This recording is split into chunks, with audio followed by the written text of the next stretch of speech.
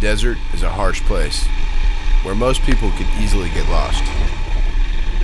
Others will truly find themselves.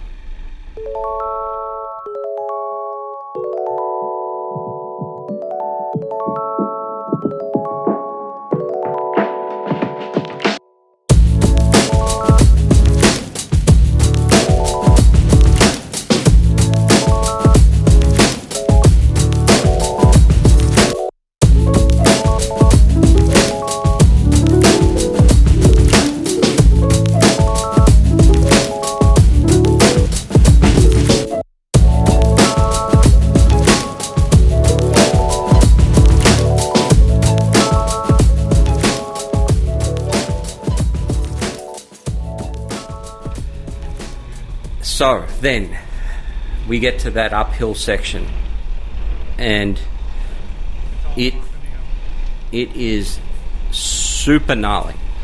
It's super gnarly. The track is so what happens is a lot of these Jeeps, they go up and down, and they're crawling and they're spinning the wheels and moving rocks and digging the track up, and it's a disaster. So we get to the bottom of this hill, and off to the left, I reckon it's easy 300 foot over the edge if you make a mistake. Absolutely. So if you go off, that's it. Yeah, if you go off, it's like good night, Charlie. Yeah. So you go first, and I saw you ripping up. And one thing I must say, we got matching Nolan helmets, and the guys at Nolan recommended these particular ones, and they said put the NCOM in, which is their proprietary, which was fantastic, Bluetooth audio system, right? So we got those, and without that, it would have been a whole different level of horrible. Almost essential, because the enjoyment of being able to communicate and share what we're seeing, and the quality of the sound, even when you're listening to music or your phone. I mean, it really, I can't imagine doing that adventure without those helmets. It wouldn't have been nearly as enjoyable. I mean, if you're on your own, it's one thing you can hear yourself talk, but if you're someone else, you want to have that communication method going. And also with those ones, I think you can pair 5 different phones, or 5 helmets.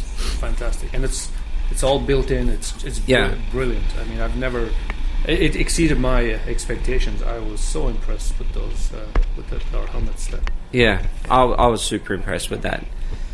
And that hill ascent actually is where I became even more super impressed, because I saw you go shooting up that hill, and then you kind of hit a rock.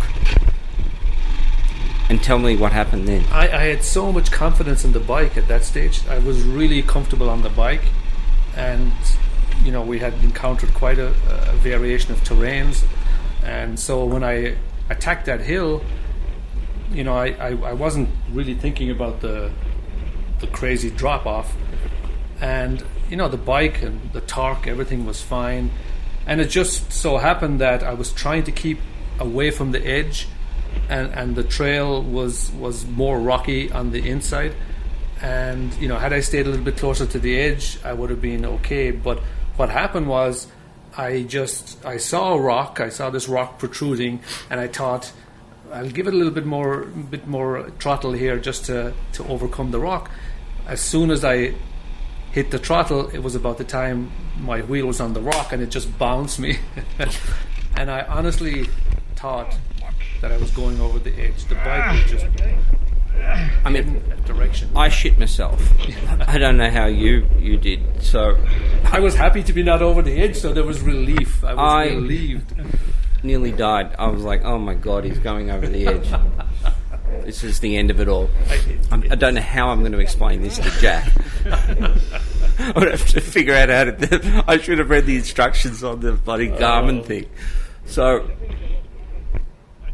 the bike's down. It was leaning downhill, and then so I jump off my bike and we get up and we pick up the bike, and thankfully you were okay. You got a big bruise on your bum, but and bent the. I remember we bent the brake lever. I did, but the boots again saved me there. Yeah. Because the protection I had was really that was another. I mean, that would have been nasty if I didn't have that level of protection, because I really bent that brake lever. Yeah. And I could feel it, but it wasn't anything that would.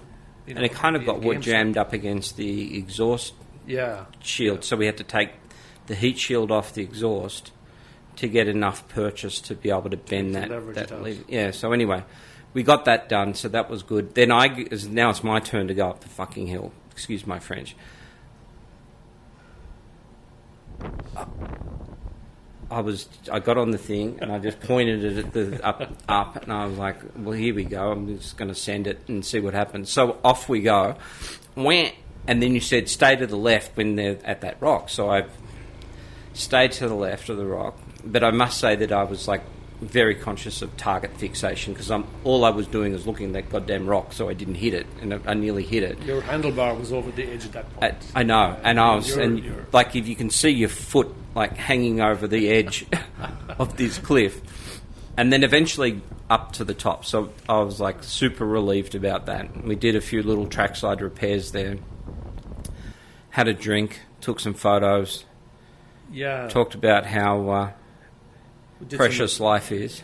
Well, and I remember thinking to myself, like, if we were at that same stage of the trail, we had the right machinery with the Himalayan.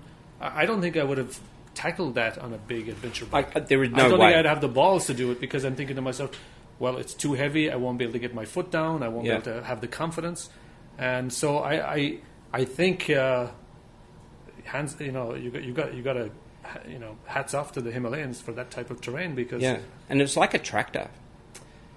It is. I mean, the torque is just like a tractor. It's like a big old diesel engine, but it's only a 411cc single cylinder engine, but it behaves like this just torquey motor, and it'll get you out of trouble. The other thing that we found out, remember we when we dropped the bike, and you try to restart it. Yeah, it wouldn't start, and I guess there must be some like cut off in the fuel pump or something, which might have saved me from going over the edge, because, like you said, there must be something, because we figured out you got to hit the stop button, turn off the key, turn it on, and it would power up. But when I think about when I did come off on that uphill, the bike did cut out quickly. Yeah, luckily for me, because I was literally couple of feet from the edge, and that might be a safety feature that actually might have been the thing that prevented me from going over the edge there. When I think about it, because whoever designed that little feature did a good job. That is a good feature. I like that one. I don't think I'd be sitting here if that bike hadn't cut out. Yeah, I tell you, it was super gnarly.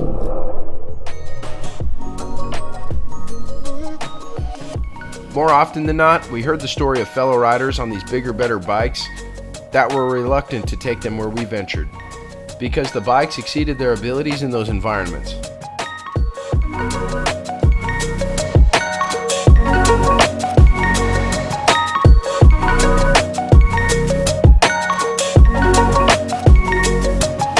We get back on the bikes, and then we go off again.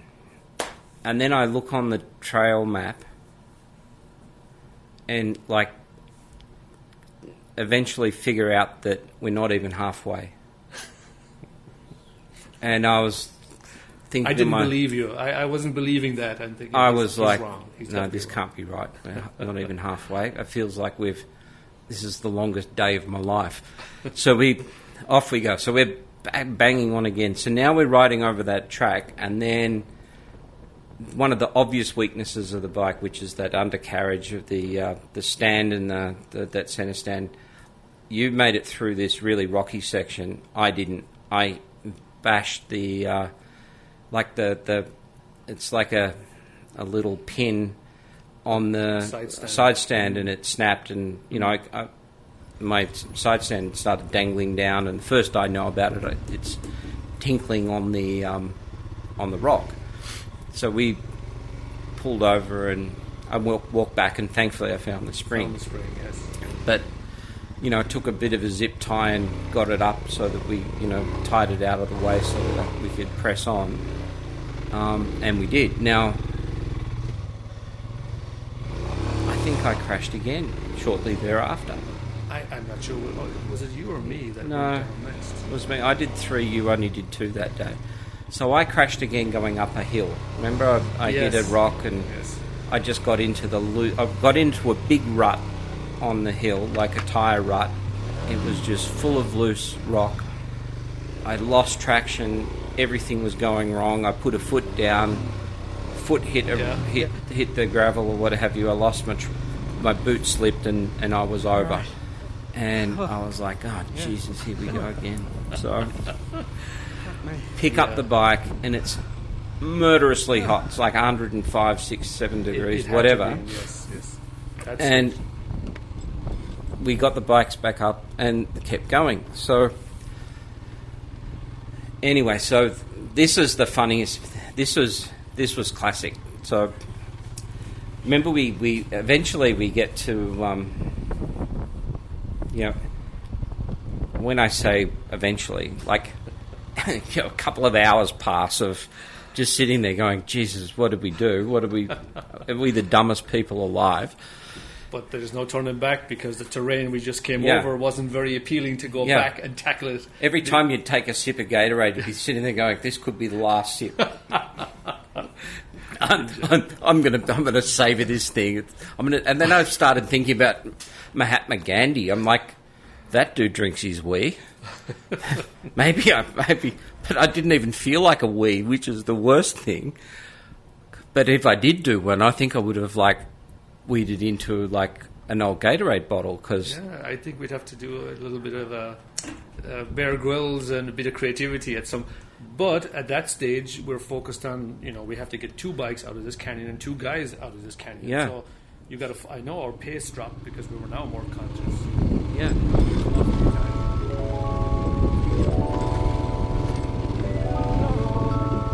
And that is ultimately the answer to the question, what makes a great adventure bike? One that lets you do what you want, feel confident and in control.